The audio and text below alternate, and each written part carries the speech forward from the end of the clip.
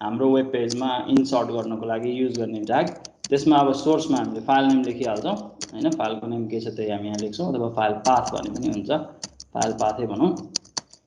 र विड्थ भन्ने बित्तिकै तिम्रो एस्पेक्ट रेशियो मेन्टेन गर्नलाई विड्थ र हाइट मध्ये एउटा मात्रै लेख्नु राम्रो हुन्छ।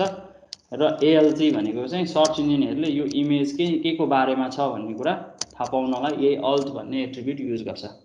त्यसैले इन्डेक्सिङ गर्नु पर्यो, कहीँ खोज्नु पर्यो, सर्च गर्नु पर्यो। तिमीले याद गर नि, गुगलमा कार भनेर सर्च गर्यो भने इमेज गरेर खोल्यो भने कारको इमेजहरू आउँछ। तर कति मान्छेहरूले चाहिँ त्यो इमेज आफ्नो इमेज अपलोड गर्दाखेरि चाहिँ त्यो इमेजमा कार भनेर राखेको हुन्छ होला एएलटीमा, त्यही भएर त्यो कति मान्छेको फोटो पनि आउँछ त्यहाँ। तिमीले मात्र एसआरसी लेखे पुग्छ भनेको मैले चाहिँ इमेज राख्नलाई तिमीले सिम्पली यति लेखे पुग्छ। यसले इमेज चाहिँ तिम्रो पेजमा ल्याएर राखिदिन्छ। यति मात्र लेखे पनि इमेज चाहिँ आउँछ। तर यसले के गर्छ भने इमेजको डाइमेन्सन जत्रो छ त्यो इमेजको डाइमेन्सन अनुसार इमेज हालिदिन्छ। इमेजको डाइमेन्सन धेरै ठुलो रहेछ भने चाहिँ हाम्रो वेब पेजभन्दा धेरै ठुलो हुनसक्छ, त्यो धेरै सानो रहेछ भने हाम्रो वेब पेजमा एकदमै सानो देखिन सक्छ। त्यसैले विड्थ अथवा हाइट मध्ये एउटा एट्रिब्युट चाहिँ राख्नु नै राम्रो हुन्छ। चेक गरिहालौँ न त त्यसो भए हो कि होइन भन्ने कुरा हेर्नलाई है त। मैले एउटा इमेज राख्नु छ, मसँग एउटा कुनै इमेज होला यो डिरेक्टरीमा। सामान्यतया याद गर्नु अर्को कुरा, अब तिमीले इमेज यहाँ राख्दाखेरि चाहिँ इमेज तिमीले जुन वर्किङ डिरेक्टरी, एउटा वर्किङ डिरेक्टरी बनाउँछौ वेबको लागि जहिले पनि तिमी जपायती बसेर काम गर्दैनौ, किनकि तिमीले यो बनाएको वेब पेज अथवा यो वेब कन्टेन्ट तिमीले पछि अपलोड गर्दाखेरि पब्लिक डोमेनमा अपलोड गर्दा, होस्ट गर्दा भनौँ, तिमीले यो डिरेक्टरी अपलोड गर्ने हो। त्यसैले तिमीले जति कन्टेन्टहरू तिमीलाई चाहिन्छ त्यो सबै यही डिरेक्टरीमा अर्गनाइज गरेर राख्छौ। इमेजहरू राख्छौ भने इमेजेस भन्ने डिरेक्टरी बनाएर राख्छौ। सोर्स के अरे जावास्क्रिप्ट पछि हामी हेर्छौँ, जावास्क्रिप्ट राख्छौ भने जावास्क्रिप्टको डिरेक्टरी बनाएर राख्छौ। सीएसएस राख्छौ भने सीएसएसको डिरेक्टरी बनाएर राख्छौ। त्यो अर्गनाइज गरेर राख्नु राम्रो हुन्छ, एउटा सेम डिरेक्टरी, एउटा वर्किङ डिरेक्टरी बनाएर। त्यसैले वेबमा काम गर्दाखेरि याद गर्नु, मेरो लोकल कम्प्युटरमा छँदैछ, मेरो त्यो लोकल कम्प्युटरको कन्टेन्टलाई रिफरेन्स गर्न मिलिहाल्छ भनेर त्यो लोकल कम्प्युटरको कन्टेन्टलाई रिफरेन्स गर्नु हुँदैन। वर्किङ डिरेक्टरीमै बसेर तिमीले काम गर्नुपर्छ। त्यसैले म यहाँनिर चाहिँ अहिले सजिलोको लागि म केसीएमआईटीको web1 भन्ने डिरेक्टरीमा यो इमेज राख्छु, जसले गर्दा म यसलाई रियुज गर्न सक्छु। ओके, म यो केसीएमआईटीको केसीएमआईटी भन्ने डिरेक्टरीमै राखिदिन्छु ल, रोज भन्ने, मलाई सजिलो हुन्छ एक्सेस गर्नलाई।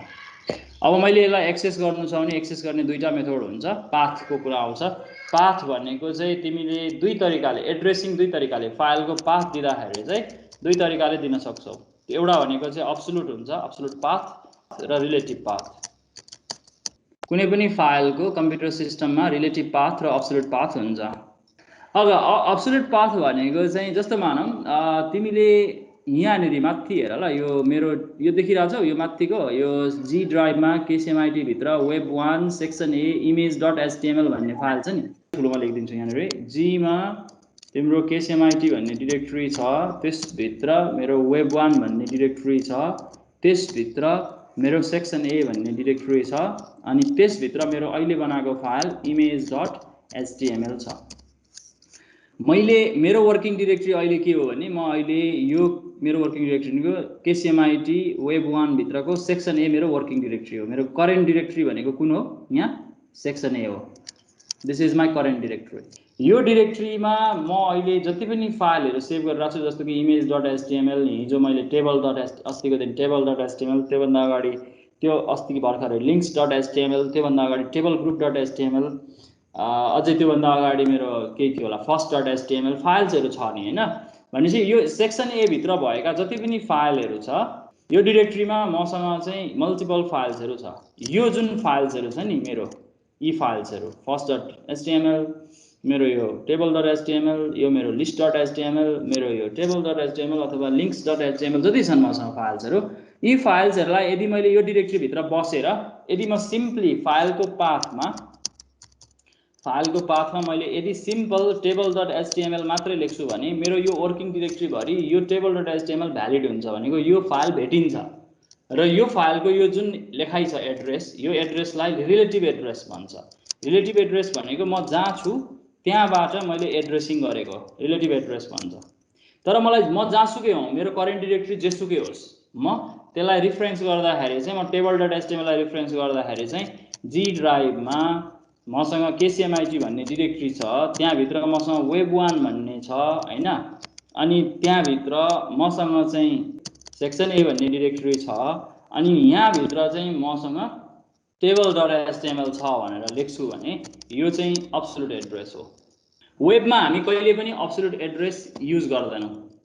यो किन युज गर्दैनौँ भने यो मेरो कम्प्युटरमा पो जी ड्राइभमा छ त, यो अर्काको कम्प्युटरमा अपलोड गरेपछि सर्भरमा अपलोड गरिसकेपछि त यो जी ड्राइभमा हुन्छ भन्ने छ र?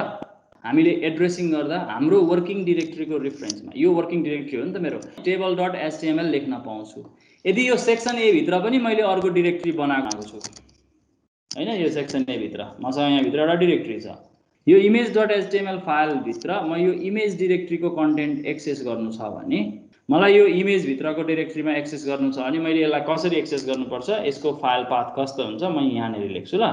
मेरो फाइल पाथ भनेको यस्तो हुन्छ, इमेज अनि यसरी लेख्नुपर्छ हैन, स्ल्यास मैले के गर्नुपर्छ त्यहाँभित्रको फाइल लेख्नुपर्छ, जुन फाइल छ त्यही फाइल, png छ भने png, jpg छ भने jpg। मैले यसरी इमेजलाई रिफरेन्स गर्नुपर्छ। यति इमेज राख्न मलाई यति मात्र लेखे पनि हुन्छ, यसले काम गर्छ। तिमीलाई चेक गर्न मन लाग्छ नि, हेरे हुन्छ। यो भयो, इमेज आउँदो रहेछ। तर यसले इमेजको जुन डाइमेन्सन छ, यो डाइमेन्सन चाहिँ इमेजको साइज अनुसारको डाइमेन्सन देखाउँछ। यो इमेज जत्रो छ त्यत्रै देखाइन्छ। यदि मलाई यो इमेज चाहिँ अब सानो बनाउन मन लाग्यो भने चाहिँ त्यो बेला म के गर्न सक्छु, अथवा हाइट एउटा लेख्ने, हाइटमा लेख्ने भए हाइट मात्रै लेख्ने, विड्थ लेख्ने भए विड्थ मात्रै लेख्ने। विड्थ र हाइट दुईटै लेख्यो भने के हुन्छ म त्यो पनि देखाइदिन्छु। लिएर विड्थ मैले 20 राखिदिएँ सपोज है, यसले अटोमेटिकल्ली आस्पेक्ट रेसियो मेन्टेन गर्छ। धेरै सानो भयो देखिएन, यसको विड्थ ल 100 राखौँ हो, 100 भनेको त्यो त्यसको साइज है, पिक्सलमा देखिन्छ यसलाई 200। तिमीले विड्थ राखेर आस्पेक्ट रेसियो मेन्टेन गर्छौ, इमेजको आस्पेक्ट रेसियो मेन्टेन भइरहेछ ल, 300 राख्दा ठिकै हुन्छ जस्तो लाग्छ हैन ल, ठिकै छ। अब मैले हाइट मात्रै राख्न पनि मिल्छ, हाइट मात्रै राख्छु,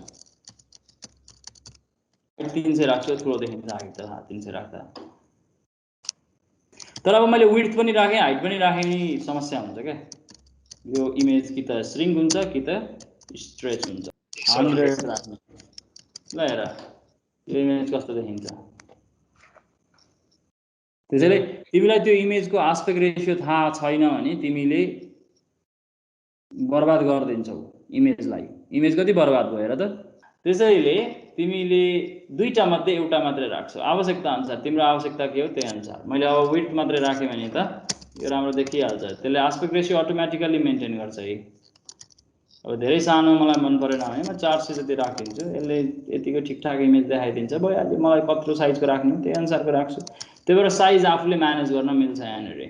अब हेर केही कारणवश त्यो इमेजको फाइलको नाम मिलेन अथवा केही भएन भने यो अल्टरनेट टेक्स्टमा लेखेको कुरा, अब यो के को फुल थियो भन्दाखेरि रोजको, कहाँको फुल हो भन्दाखेरि रोज अफ केसिएमआइटी, मैले केसिएमआइटीमा खिचेको फोटो हो जस्तो लाग्छ मलाई यो ठ्याक्कै।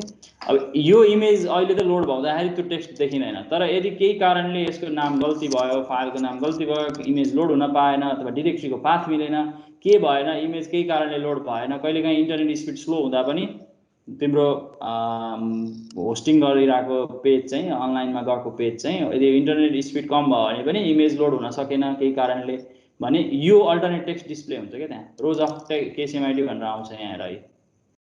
अब यदि तिमीले अल्टरनेट टेक्स्ट लेखेनौ भने चाहिँ के हुन्छ भन्ने कुरा पनि थाहा पाइराख। यसमा चाहिँ इमेज रहेछ तर इमेजको लोड हुन सकेन छ भन्छ क्या, यहाँ हेर यत्रो स्पेस खाइदियो, अनावश्यक नराम्रो पनि देखियो, यहाँनिर अझ क्र्याक जस्तो पनि देखियो।